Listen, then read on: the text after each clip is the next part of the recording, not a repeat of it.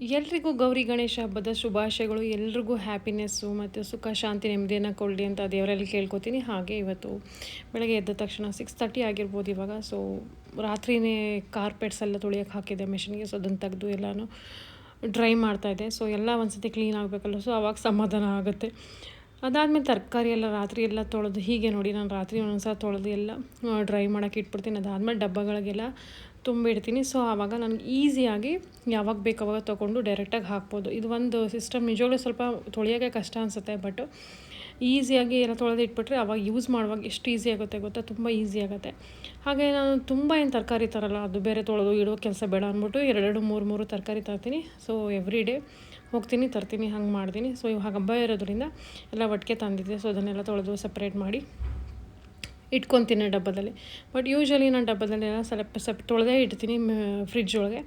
So ಇದು ನೋಡಿ lemon grass, ನೋಡಿಲ್ಲ ಅಂತ ತುಂಬ ಜನ ಹೇಳ್ತಾರೆ. ಇದನ್ನು ನಾನು ಗ್ರೀನ್ ಟೀ ಮಾಡ್ಕೊಳ್ಳೋಕ್ಕೆ ಅಥವಾ ಟೀ ಜೊತೆಗೆ ಹಾಕ್ಕೊಂಡು ಪಲಾವ್ಗೂ ಹಾಕ್ಕೊಂಡ್ರೆ ತುಂಬ ಟೇಸ್ಟ್ ಬರುತ್ತೆ, ಅಥವಾ ತಾಯಿ ಕರಿ ಮಾಡೋಕ್ಕೆ ಅದು ತುಂಬ ಚೆನ್ನಾಗಿರುತ್ತೆ. ಸೊ ಅದಾದಮೇಲೆ ಮನೆಯವರಿಗೆ ಬ್ರೇಕ್ಫಾಸ್ಟು ರಂಗೋಲಿ ಎಲ್ಲ ಹಾಕಿ ಎಲ್ಲ ಆಯಿತು. ಸೊ ನಮ್ಮ ಮನೆಯವರಿಗೆ ಮಕ್ಕಳೆಲ್ಲ ಹೋಗಿದ್ದು, ಅವ್ರಿಗೆ ಪಾಸ್ತಾ ಮಾಡಿದ್ದೆ. ಸೊ ನಮ್ಮ ಮನೆಯವ್ರಿಗೆ ದೋಸೆ ಬೇಕು ಅಂದರು. ಸೊ ಅವರಿಗಾಗಿ ಗೋಧಿ ದೋಸೆ ಮಾಡ್ತಾಯಿದ್ದೀನಿ. ಅಲಾಂಗ್ ವಿತ್ ದಟ್ ಪ್ರೋಟೀನ್ ಅಂದರೆ ಹೆಸರು ಕಾಳದು ಸ್ವಲ್ಪ ದೋಸೆ ಹಿಟ್ಟಿತ್ತು ಕಮ್ಮಿ ಇದ್ದಿದ್ದರಿಂದ ಅದ್ರ ಜೊತೆಗೆ ಸ್ವಲ್ಪ ಗೋಧಿ ಹಿಟ್ಟು ಹಾಕಿ ಚೆನ್ನಾಗಿ ಕಲಸಿ ದೋಸೆ ಮಾಡ್ಕೊಡ್ತಾಯಿದ್ದೀನಿ. ಅವ್ರಿಗೆ ಪಲ್ಯ ಬೇರೆ ಇತ್ತು, ಯಾವುದಪ್ಪ ಹೆಸರು ಕಾಳು ಪಲ್ಯ ಇತ್ತು. ಸೊ ಅದನ್ನೇ ಹೆಂಗೋ ಮಿಕ್ಸ್ ಆ್ಯಂಡ್ ಮ್ಯಾಚ್ ಮಾಡಿ ದೋಸೆ ಹೆಂಗಾರು ಯಾವುದಾದ್ರೂ ಆಟ ಹಾಕ್ಕೊಂಡು ಮಾಡ್ಬೋದು. ಈ ರಾಗಿದು ಮಾಡ್ಬೋದು, ಅಕ್ಕಿದು ಮಾಡ್ಬೋದು, ಜೋಳದ ಮಾಡ್ಬೋದು, ಹೆಂಗಾರು ಮಾಡ್ಬೋದು. ಒಟ್ಟಲ್ಲಿ ಆಟ ಮನೆಯಲ್ಲಿ ಆಟ ಇದ್ದರೆ ಸಾಕು. ಸೊ ಯಾವ ಕೈಂಡ್ ಆಫ್ ದೋಸೆ ಮಾಡ್ಬೋದು, but it's healthy. So easy ಕೂಡ ಆಗುತ್ತೆ. ಸೊ ಈಗ ಟೈಮ್ ಆಲ್ಮೋಸ್ಟು 8:30 ಆಗಿದೆ. ಸೊ ಬ್ರೇಕ್ಫಾಸ್ಟು ತಯಾರು ಮಾಡಿ ಕೊಟ್ಟೆ. ಕೆಲಸದವಳು ಇನ್ನೇನು ಬರ್ತಾರೆ. ಸೊ ಅವ್ರು ಬಂದು ಮನೆಗೇ ಒರೆಸ್ಕೊತಾರೆ. ಸೊ ನಾನು ಅದ್ರ ಹಿಂದೆಯೇ ದೇವ್ರು ಎಲ್ಲ ಕ್ಲೀನ್ ಮಾಡ್ಕೋಬೇಕು, ಅಷ್ಟೆಲ್ಲ ಕೆಲಸ ಇದೆ. ಸೊ ಹಬ್ಬದ ದಿನ ಅಂದರೆ ಬೇಗ ಎಲ್ಲ ಮುಗಿಸ್ಕೊಬೇಕು. ಸೊ ಇವತ್ತು ಯಾವುದೇ ವಾಕಿಂಗ್ ಆಗಲಿ ಜಿಮ್ ಆಗಲಿ ಏನೂ ಇಲ್ಲ. ನಾನು ಅದರ 3 ಡೇಸ್ ಏನು, ಅದಾದಮೇಲೆ ಕೆಲಸದವರು ಬಂದೋದ್ರು. ಅದಾದಮೇಲೆ ನಾನು ಸ್ನಾನ ಮಾಡಿಕೊಂಡು ಈ ಸಾರಿ ಹಾಕ್ಕೊಡೆ. ತುಂಬ ದಿನ ಆಗಿದ್ದು ತೆಗೆದು ಸಾರಿನೇ ಯೂಸ್ ಮಾಡಲ್ಲ. ಸೊ ತುಂಬ ಸಾರಿ ಇದೆ. ಒಂದು ದಿನ ಸಾರಿದು ರಿವ್ಯೂಸ್ ಎಲ್ಲ ಮಾಡ್ತೀನಿ ಆದಷ್ಟು ಬೇಗ. ಸೊ ಹೇಗೆ ಕಾಣಿಸ್ತಾ ಇದ್ದೀನಿ ಅಂತ ಹೇಳಿ. ಸೊ ನನಗೆ ಸಾರಿ ಅಂದರೆ ತುಂಬಾ ಇಷ್ಟ, ಬಟ್ ನಂಗೆ ಅಷ್ಟು ಮೇಂಟೈನ್ ಮಾಡೋಕ್ಕೆ ಬರೋಲ್ಲ. ಅದಕ್ಕಾಗಿ ನಾನು ಡೈಲಿ ಹಾಕ್ಕೊಳ್ಳಲ್ಲ. ಯಾವಾಗ ನಾನು ಸ್ಕೂಲ್ಗೆ ಹೋಗ್ತಿದ್ದೆ ಟೀಚಿಂಗ್ ಮಾಡೋಕ್ಕೆ, ಆವಾಗ ಹಾಕ್ಕೊತಾ ಇದ್ದೆ.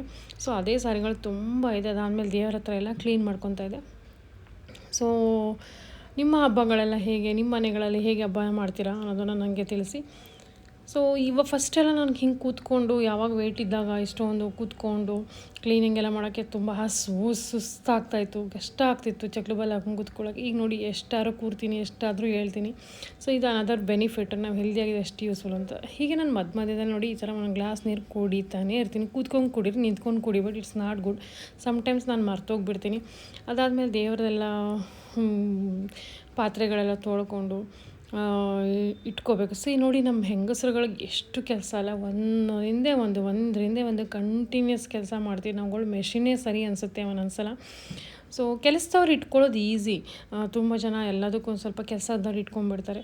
ಬಟ್ ನಾವು ಮಾಡೋದ್ರಲ್ಲಿ ಸಿಗೋ ಒಂದು ತೃಪ್ತಿ ಇದೆಯಲ್ಲ, ಅದು ಬೇರೆ. ಸೊ ಎಷ್ಟೊಂದು ಡಿಪೆಂಡ್ ಆಗೋದಲ್ವ. ಸೊ ನಮ್ಮ ಬಾಡಿ ಎಲ್ಲಿವರೆಗೆ ನಮ್ಮ ಕೈ ಕೊಡುತ್ತೆ, ಹಾಗೆ ಮೆಂಟಲಿ ಕೂಡ ಸ್ಟ್ರಾಂಗ್ ಆಗಿರಬೇಕು. ಅಲ್ಲಿವರೆಗೆ ಕೆಲಸ ಮಾಡ್ತಾ ಇರೋದು. ಆದಷ್ಟು ಎಲ್ಲಿ ಬೇಕು ಹೆಲ್ಪ್ ಅಲ್ಲಿ ತೊಗೊಳ್ಳೋಣ, ಬಟ್ ಎಲ್ಲ ಕಡೆಯೂ ಹೆಲ್ಪ್ ತೊಗೊಳ್ಳೋದು ಒಳ್ಳೆಯದಲ್ಲ. ಅಡುಗೆ ಮಾಡೋದಕ್ಕೆ ಅಥವಾ ಎಲ್ಲ ಸಣ್ಣ ಪುಟ್ಟ ಕೆಲಸದಕ್ಕೂ ನಾವು ಕೆಲಸದವ್ರು ಇಟ್ಕೊಂಡ್ಬಿಟ್ರೆ ಸೊ ನಮಗೆ ಅದೇನು ಉಸಿರಾಟಕ್ಕೂ ಕೆಲಸದವ್ರು ಇಟ್ಕೊಂಡಂಗೆ ಆಗ್ಬಿಡುತ್ತೆ. ಸೊ ಅದು ನಂಗೆ ಇಷ್ಟ ಆಗೋದಿಲ್ಲ. ಅದಾದಮೇಲೆ ನೋಡಿ ಪೂಜೆ ಎಲ್ಲ ಆಯಿತು. ಮಾಡೋಕ್ಕೆ ತುಂಬ ಟೈಮ್ ತೊಗೋತದೆ. 2 hours ಎಲ್ಲ ಫೋಟೋ ಎಲ್ಲ ಒರೆಸಿ ಕ್ಲೀನ್ ಮಾಡಿ ಒಂದೊಂದೇ ಕೆಲಸ ಮಾಡೋದು ಟೈಮ್ ತೊಗೋತದೆ. ಅದಾದಮೇಲೆ ನಾನು ದೋಸೆ ಹಾಕ್ಕೊಂಡೆ. ಆರ್ಥಿಕ ಶುಭಾಶಯಗಳು. ಇವತ್ತು ಯಾವುದೇ ರೀತಿಯಾದಂಥ ಡಯಟ್ ಬೇಡ. ಇವತ್ತು ನಾಳೆ ಚೆನ್ನಾಗಿ ಹಬ್ಬನ ಸೆಲೆಬ್ರೇಟ್ ಮಾಡಿ, ಚೆನ್ನಾಗಿ ರೆಡಿಯಾಗಿ, ಚೆನ್ನಾಗಿ ಬಳೆ ಹಾಕ್ಕೊಳ್ಳಿ, ಒಳ್ಳೊಳ್ಳೆ ಸೀರೆ ಹಾಕ್ಕೊಳ್ಳಿ, ಪೂಜೆ ಮಾಡಿ, ಮತ್ತು ಒಳ್ಳೊಳ್ಳೆ ಅಡುಗೆ ಮಾಡಿ, ಚೆನ್ನಾಗಿ ಊಟ ಮಾಡಿ, ಖುಷಿಯಾಗಿ ಮನೆಯ ಜೊತೆ ಸ್ಪೆಂಡ್ ಮಾಡಿ ಅಂತ ಹೇಳ್ತಾ ಇದ್ದೀನಿ. ಹಾಗೆ ನಾನು ನನ್ನ ಬ್ರೇಕ್ಫಾಸ್ಟನ್ನು ತಿಂತಾಯಿದ್ದೀನಿ.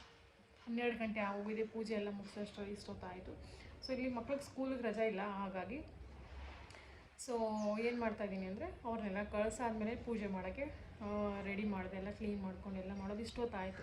ಸೊ ಬನ್ನಿ ತಿನ್ನೋಣ. ದೋಸೆ ಮತ್ತು ಹೆಸರು ಕಾಳು ಪಲ್ಯ. ಹೆಸರು ಕಾಳು ಅಂದರೆ ಮೊಳಕೆ ಕಾಳು, ಬೀನ್ಸು, ಬದನೆಕಾಯಿ ಎಲ್ಲ ಹಾಕಿ ಮಾಡಿದ್ದೀನಿ. ಸೊ ಅದನ್ನು ತಿಂತಾಯಿದ್ದೀನಿ. ಬನ್ನಿ.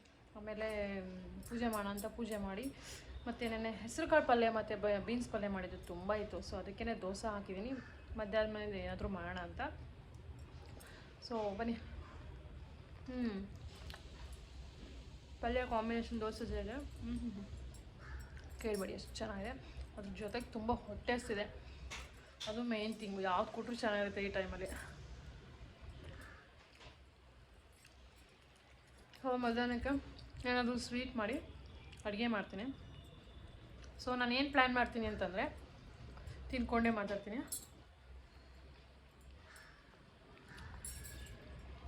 ಹಬ್ಬ ಇರುವಾಗ ಮೇನ್ ಊಟ ಯಾವುದಿರುತ್ತೆ ಆ ಟೈಮಿಗೆ ಚೆನ್ನಾಗಿ ತಿಂತೀನಿ. ಈಗ ಸಪೋಸ್ ಬ್ರೇಕ್ಫಾಸ್ಟ್ ಇದೆ ಸ್ವಲ್ಪ ಲೈಟಾಗಿ ತಿನ್ನೋದು, ನೈಟು ಲೈಟಾಗಿ ತಿನ್ನೋದು. ಮಧ್ಯಾಹ್ನ ಹಬ್ಬಕ್ಕೆ ಯಾವಾಗ ನಮ್ಮದು ಮೇನ್ ಊಟ ಇರುತ್ತೆ ಆವಾಗ ನಾನು ಚೆನ್ನಾಗಿ ತಿಂತೀನಿ. ಆ ಥರ ಮಾಡಿದಾಗ ನಮಗೆ ಬ್ಯಾಲೆನ್ಸು ಕೂಡ ಆಗುತ್ತೆ, ಹೆವಿ ಕೂಡ ಆಗಲ್ಲ. ಹಾಗೆ ಹಬ್ಬದಲ್ಲಿ ಹೆವಿ ತಿಂದ್ಬಿಟ್ರೆ ಕೆಲಸ ಮಾಡೋಕ್ಕಾಗಲ್ಲ. ಮೇನ್ಲಿ ಟು ಅವಾಯ್ಡ್ ದ ಈಟ್, ಎಲ್ಲೆಲ್ಲಿ ಕ್ಯಾಲರೀಸ್ ಕೌಂಟರ್ ಮಾಡೋಕ್ಕೆ ಅದು ಮಾಡಿ. ಬಟ್ ಹಂಗಂದ್ಬಿಟ್ಟು ಹಬ್ಬದ ಊಟ ತಿನ್ನಬಾರ್ದು ಅಂತಾರೆ. ಮೇನ್ ಊಟ ಬರುತ್ತಲ್ಲ ಅವಾಗ ಭರ್ಜರಿ ಆಗ್ತೀನಿ. ಓಕೆನಾ?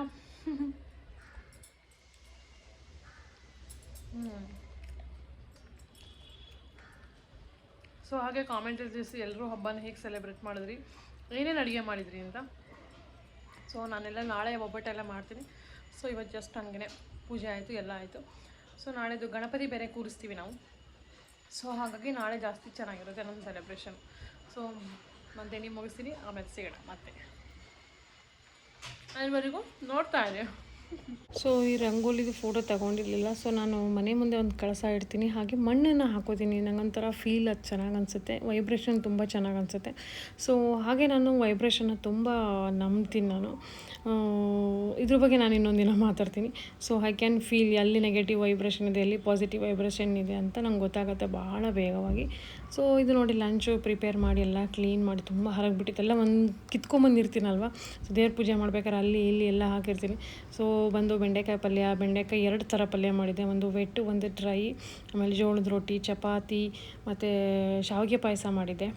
ಡ್ರೈ ಆಗಿಬಿಟ್ಟಿತ್ತು ಸ್ವಲ್ಪ, ಬಟ್ ಚೆನ್ನಾಗಿತ್ತು. ಸ್ವೀಟೆಲ್ಲ ಕಮ್ಮಿ ಹಾಕ್ತೀನಲ್ವ ನಾನು, ಹಾಗೆ ಅನ್ನನೂ ಜೊತೆಗಿತ್ತು. ಸೊ ಅಷ್ಟೆಲ್ಲ ಮಾಡಿ ಊಟ ಮಾಡಿದ್ರೆ ತುಂಬ ಚೆನ್ನಾಗಿ ತೃಪ್ತಿ ಅನಿಸುತ್ತೆ. ಸೊ ಹೊಟ್ಟೆಸ್ತು ಊಟ ಮಾಡಿ ನೋಡಿ, ಅದು ತುಂಬ ಚೆನ್ನಾಗಿ ಅನಿಸುತ್ತೆ. ಹಾಗೆ ಯಾವತ್ತೂ ಊಟಕ್ಕಿಂತ ಮುಂಚೆ ಹಾಫ್ ಆನ್ ಅವರ್ 1 ಅವರ್ ಮುಂಚೆನೇ ಒಂದು ಗ್ಲಾಸ್ ನೀರು ಕುಡೀರಿ. ಆವಾಗ ಅನ್ನೆಸೆಸರಿಯಾಗಿ ನೀವು ಓವರ್ ಈಟಿಂಗ್ ಮಾಡಲ್ಲ. ಹಾಗೆ ಡೈಜೆಷನ್ಗೂ ಕೂಡ ತುಂಬಾ ಹೆಲ್ಪ್ ಮಾಡುತ್ತೆ. That is another trick. ಹಾಗೆ ಫಸ್ಟು ಸ್ವಲ್ಪ ವೆಜಿಟೇಬಲ್ಸ್ನ ತಿನ್ನಿ, ಕುಕುಂಬರು, ಕ್ಯಾರೆಟು ಈ ಥರದ್ದೆಲ್ಲ. ಸೊ ಹಬ್ಬದ ಟೈಮಲ್ಲಿ ನನಗೆ A to Z ಮಾಡ್ಕೊಳ್ಳೋಕ್ಕೆ ಆಗಲ್ಲ, ಬಟ್ ಎಷ್ಟಾಗುತ್ತೋ ಅಷ್ಟನ್ನು ನಾನು ಹೆಲ್ದಿಯಾಗಿ ತಿನ್ನೋದಕ್ಕೆ ಪ್ರಯತ್ನವನ್ನು ಮಾಡ್ತೀನಿ. ಸೊ ಅದಾದ ನಂತರ ಸಂಜೆಗೆ ಫೋಟೋಶೂಟ್ ಮಾಡಿಕೊಂಡೆ.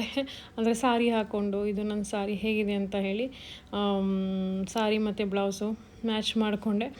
ಸೊ ಹೇಗೆ ಕಾಣಿಸ್ತಿದ್ದೀನಿ ಅಂತೇಳಿ ಇದಾದಮೇಲೆ ನಾನು ಏನೂ ಶೂಟ್ ಮಾಡಲಿಲ್ಲ. ಬಟ್ ನನಗೆ ಗೌರಿ ಹಬ್ಬ ಅಂದರೆ ಒಂದು special kind of vibration. So ನನಗೆ ಅಲ್ಲಿ ಚೆನ್ನಾಗಿ, ನನಗೆ ಯಾವಾಗಲೂ ಚಿಕ್ಕವಳಿಂದನೂ ತುಂಬ ಇಷ್ಟ. ನನಗೆ ಅಲ್ಲಿ ಹೊಸ ಬಟ್ಟೆ ಹಾಕ್ಕೋಬೇಕು, ಹೂವು ಮಾಡ್ಕೋಬೇಕು, ರೆಡಿ ಆಗಬೇಕು, ಈ ಥರದ್ದೆಲ್ಲ ಇಷ್ಟ. ಇನ್ನೂ ಕೇಳಬೇಕಾ, ಫೋನ್ ಇರೋದ್ರಿಂದ ಎಷ್ಟಾದರೂ ಫೋಟೋ ತೊಗೋಬೋದು. ಸೊ ರೆಡಿ ಆಗೋಕ್ಕೆ ನನಗೆ ತುಂಬ ಅಂದರೆ ತುಂಬಾ ಇಷ್ಟ. ನನಗೆ ಡೈಲಿ ಹಬ್ಬ ಈ 2 ದಿನ 3 ದಿನ ಈ ಹಬ್ಬ, ಈ ಗೌರಿ ಹಬ್ಬ ಮುಗಿಯೋವರೆಗೂ ಸೊ ಸೀರೆ ಹಾಕ್ಕೊತಾನೇ ಇರ್ತೀನಿ. ಸೊ ಹೇಗೆ ಕಾಣಿಸ್ತಿದ್ದೀನಿ ಸಾರಿನಲ್ಲಿ ಅನ್ನೋದನ್ನು ಖಂಡಿತವಾಗಿ ಕಾಮೆಂಟ್ ಮಾಡಿ. ನಿಮ್ಮ ಕಾಮೆಂಟ್ಗಾಗಿ ವೆಯ್ಟ್ ಮಾಡ್ತಾ ಇರ್ತೀನಿ. ಸೊ ಮತ್ತೆ ಸಿಗೋಣ ನಾಳೆ ಗಣೇಶ ಹಬ್ಬದಲ್ಲಿ. ಸೊ ಎಲ್ಲರೂ ಚೆನ್ನಾಗಿ ಹಬ್ಬ ಮಾಡಿ, ಚೆನ್ನಾಗಿ ಊಟ ಮಾಡಿ, ಎಂಜಾಯ್ ಮಾಡಿ ಅಂತ ಹೇಳ್ತಾ ನಾನು ಬರ್ತೀನಿ. ಬಾಯ್ ಬಾಯ್, ಗುಡ್ ನೈಟ್.